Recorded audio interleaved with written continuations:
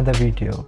So in this video we are going to learn about class-based components and what is state and what is the use of class-based components. When should we use class-based components instead of function-based components? So here I have opened my code editor which is VS Code, and first of all let's run the code. There's no component here in my index.js file, so there will be nothing here. So as you can see here, it is empty, guys. So now we'll create one component here in the components folder. Let's create one new file named class header.js. Simple.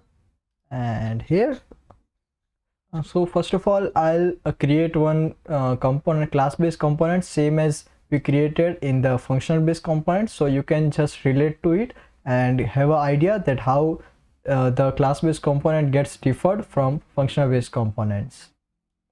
So let me copy this and just paste it. The import React will be same here, and there will be a side change here. You just have to write a class keyword here, and then there will be the class name here, which in our case is class header. And then there is a lot of changes here. Just have to write extends. So if you have worked previously with classes, then you might know that in Java we use the pre-built classes made by the Java, which is provided by Java. So we'll be doing same in React also. We'll be extending the react.component so we can create a class-based components here. And the one more change here is just that we have to use a method called render here, and we have to wrap the return inside of this curly braces. So that was all, guys.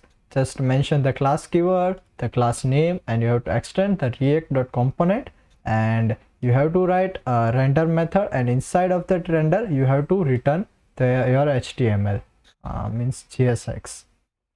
So it was simple, and now let's try to run it. There will be errors here, guys, and first of all let's save it, and let me close the functional based components, and let's import it here. First of all, I forgot to export the app here. You just have to export here. You can also export directly from here, but we'll go through that in the later part of the video. Right now let's export it here only. So let's save it, and now we'll be importing that component here. Import class header from components and class header. Yeah, simple. And here we'll be mentioning that. So as you saw in the functional based component of React also, we have mentioned this props name and passion. So we have to pass both of that props here in the class header also. So let's just pass that and get it over with. So we'll be passing the name as Savan, which is my name, and my passion is photograph. Simple. And let's just copy it one more time and give some more details here, which will be SRP pixels, and the passion is, what's the passion? It's YouTube. Okay, so as you can see here, you are getting two errors here, line 829, and props is not defined. The error is in class header. So I'll also walk you through how to read errors, and it will be easier for you to find the solution. So first of all, you should watch that in which file there is the error. So as you can see here, the error is in the class header.js file. So first of all, you should go to the class header file, and then see here the line 829 simply means the line is 8th number line, and the character is 29th. So we will not go through the character or counting like that. You can get idea from the specific line also. That error is from here, props.name. So in class-based components, you cannot use the props directly like this. You have to use it from the this keyword. So if you are familiar with class, you might be familiar with this keyword also. This is a very powerful keyword. You can access many of the things from this keyword. Right now simply understand that you can access the props with this type of syntax. You have to use this dot props, and then what you are doing in the function based component, simply you have to do just that. So now let's save it and compile successfully. That happiness is refresh. So yeah, as you can see here, we are getting the desired output here. What are the limitations of props? That's the reason why we are using state. Otherwise, what's the need of using state instead of props? Props is also a better option, and it is also simple. So why to use state? So whenever you are passing prop, like I am passing props here as a name and passion in the class header component from index.js file, I am passing to this class header.js file, and here I am accessing it. But I cannot change the value of these props by just this way, this dot props dot name. If I try to do so, I will get an error.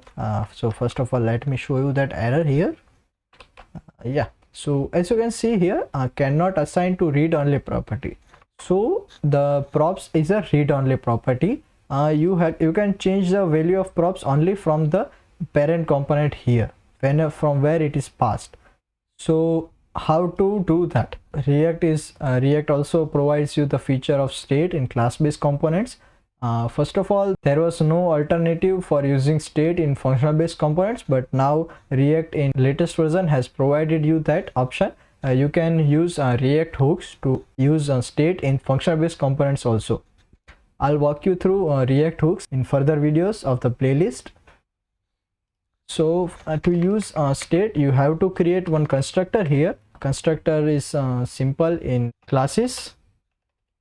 So constructor, and then you have to use a super keyword here, and then just by typing this dot state will give you access to the state of the specific class component. Like here we have created a class header component, then we are getting access to the state of this specific component. So this dot state is equals to, and then into curly braces you can specify any of the arguments you want to pass. So here I want to pass a name, which is Savan, and then I can also provide other details here, like if I want to also mention the passion here, then I can simply do React, and the name will be changed to React and passion to components. So there is a difference. We are passing Savan and SRP pixels, so to change the value, so you can understand we are passing some different values here. So simply I have written this dot state, name and components. So here I can also access that, but the limitation of state is that you can only access this state from this class only. You cannot access these values outside of this class. So here we'll be accessing it by just typing this dot state. Instead of props, you have to type state. It's simple. So let's check it in the browser. Yeah, so as you can see here, the component is loading 2 times. As we mentioned in the index.js file, the component should render 2 times. So it is rendering 2 times, but the values here are changed. The name which was first displayed here as Savan and SRP pixels is now changed to the React, because now we are providing the values from the state, this.state.name. So first of all, let me give you one more example, then I'll explain you that why we were using state and what's the benefit of using state in React. So here I am using a set timeout method which is provided by React itself. So the set timeout method gives you 2 parameters here. One is the function and the logic, which means the logic you have to perform, and here after comma you have to specify the timeout. Means after the initial page load, at what timeout this specific function should execute. I have mentioned here 2000 is in millisecond, so it simply means when my web page is loaded, so after the load of the web page, after 2 seconds this function should execute. So let me specify something here. If I am doing console log here, first of all let's do console log, then I'll do something else. The world, simple, and let me open my terminal here because we are console logging, and yeah, let me clear it out and refresh. So as you can see here, after exactly 2 seconds, here we are getting a console log.